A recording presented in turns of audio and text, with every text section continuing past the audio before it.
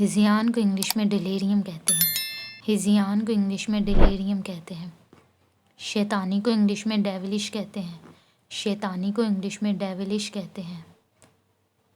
افسردگی کو انگلش میں ڈسمے کہتے ہیں۔ افسردگی کو انگلش میں ڈسمے کہتے ہیں۔ تباہ کرنا کو انگلش میں ڈوئنگ کہتے ہیں۔ تباہ کرنا کو انگلش میں ڈوئنگ کہتے ہیں۔ کھینچنا کو انگلش میں ڈریگ کہتے ہیں۔ کھینچنا کو انگلش میں ڈریگ کہتے ہیں۔ ٹپکنا کو انگلش میں ڈرپ کہتے ہیں۔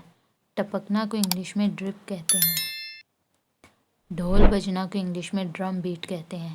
ڈھول بجنا کو انگلش میں ڈرم بیٹ کہتے ہیں۔ کنڈا کرنا کو انگلش میں انگریو کہتے ہیں۔ کنڈا کرنا کو انگلش میں انگریو کہتے ہیں۔ عزت کو انگلش میں اسٹیم کہتے ہیں۔ عزت کو انگلش میں اسٹیم کہتے ہیں۔ دھند کو انگلش میں فوگ کہتے ہیں۔ دھند کو انگلش میں فوگ کہتے ہیں۔ لوگ کو انگلش میں فوگ کہتے ہیں۔ لوگ کو انگلش میں فوگ کہتے ہیں۔ دلارنا کو انگلش میں فونڈل کہتے ہیں۔ دلارنا کو انگلش میں فونڈل کہتے ہیں۔ نازک کو انگلش میں فریل کہتے ہیں۔ نازک کو انگلش میں فریل کہتے ہیں۔ قہر کو انگلش میں فرسٹ کہتے ہیں۔ قہر کو انگلش میں فرسٹ کہتے ہیں۔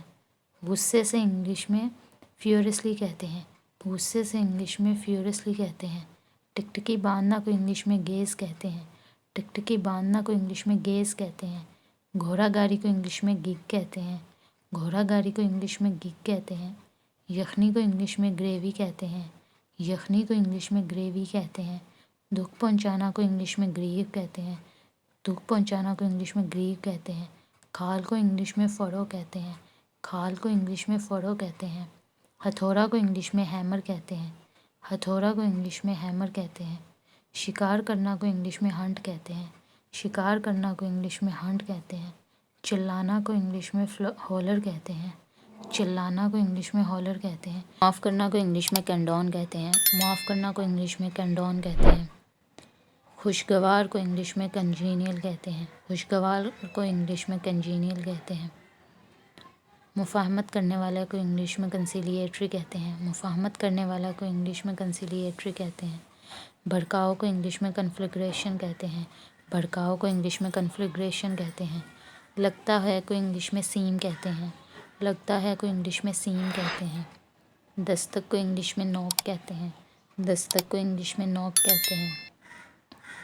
یاد رکھنا کو انگلش میں ریممبر کہتے ہیں۔ یاد رکھنا کو انگلش میں ریممبر کہتے ہیں۔ جلدی کو انگلش میں کوئک کہتے ہیں۔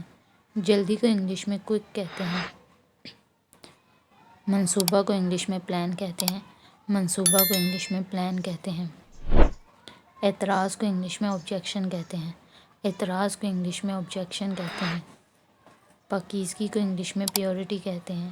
پاکیزگی کو انگلش میں پیورٹی کہتے ہیں۔ جمائی لینا کو انگلش میں یون کہتے ہیں۔ جمائی لینا کو انگلش میں یون کہتے ہیں۔ نیک کو انگلش میں پائس کہتے ہیں۔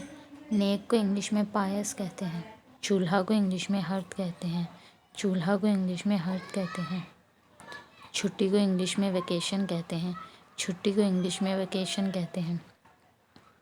بے مثال کو انگلش میں میچ لیس کہتے ہیں۔ بے مثال کو انگلش میں میچ لیس کہتے ہیں۔ ناراض کو انگلش میں آئریٹ کہتے ہیں۔